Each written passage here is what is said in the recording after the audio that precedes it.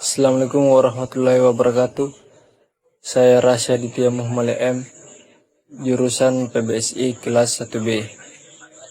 Berikut materi yang akan saya paparkan yakni mengenai linguistik umum. Yang pertama, makna linguistik. Istilah linguistik berasal dari bahasa Inggris, linguistics, arti ilmu yang mempelajari bahasa. Linguistik sering juga disebut linguistik umum, genre atau linguistics. Artinya ilmu pengetahuan yang mempelajari sistem bahasa pada umumnya. Ciri universal bahasa itulah yang menjadi bahan kajian linguistik. Sejalan dengan kajian yang bersifat umum, sebutan linguistik perlahan-lahan berubah namanya menjadi linguistik umum. Beberapa ahli bahasa linguis mendefinisikan linguis sebagai ilmu atau studi tentang bahasa. Webster 1981 menyebut linguistik sebagai studi mengenai ujaran manusia meliputi kesatuan, hakikat, struktur, dan perubahan bahasa. Yang kedua, ahli sosiallinguistik Wargrove 1973 menjelaskan dengan singkat bahwa linguistik adalah studi atau kejadian bahasa secara ilmiah. Selanjutnya, linguistik sebagai ilmu.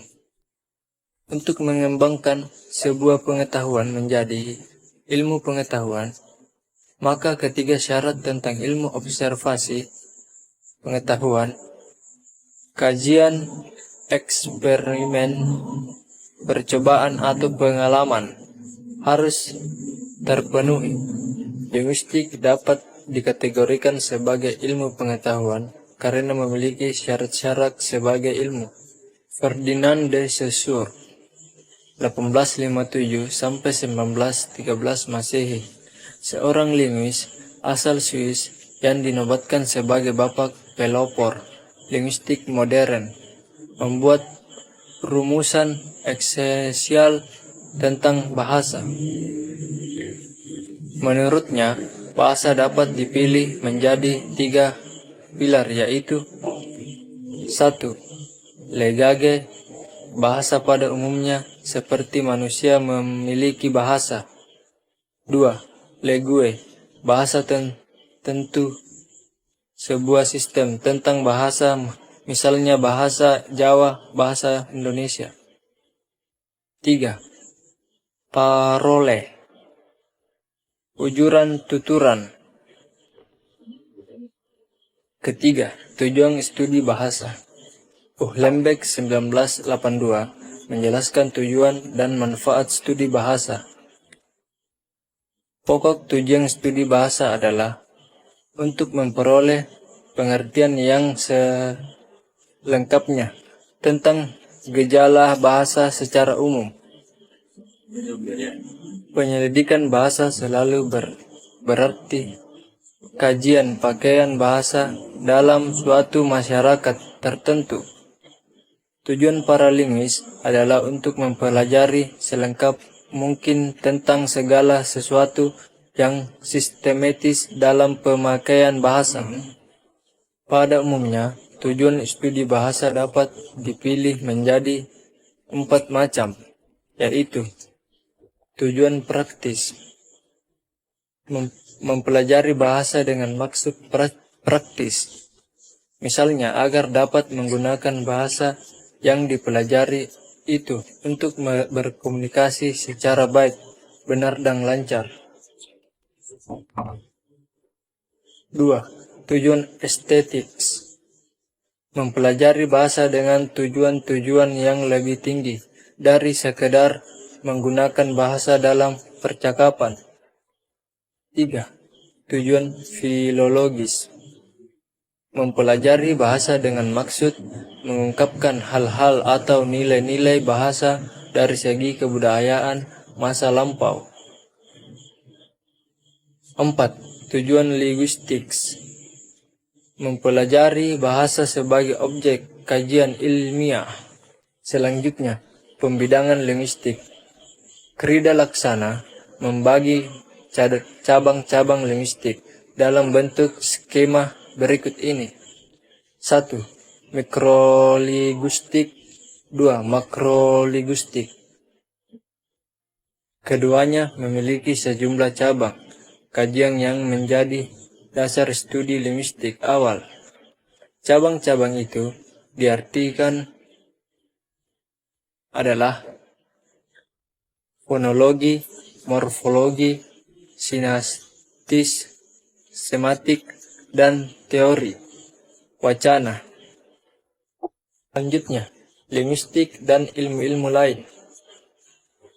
Pada buku ini akan disajikan beberapa ilmu yang sering dikaitkan dengan linguistik.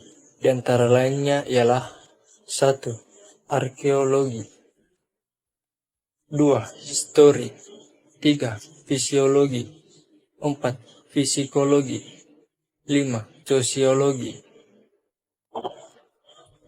Keenam, ada pendekatan ilmu bahasa. Beberapa pendekatan dalam linguistik yang cukup mendasarkan antara lain adalah 1.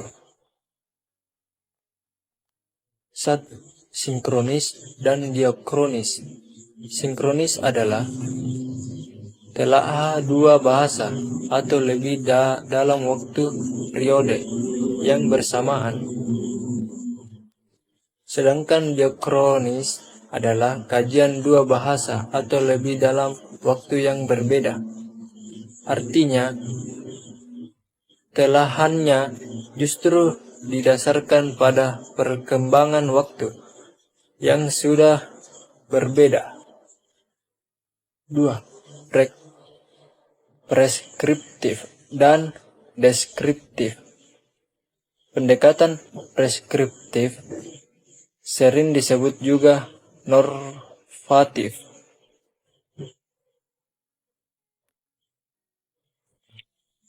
Pandangan tentang bahasa lebih berorientasi pada norma-norma yang sudah berlaku dan ditentukan sebelumnya.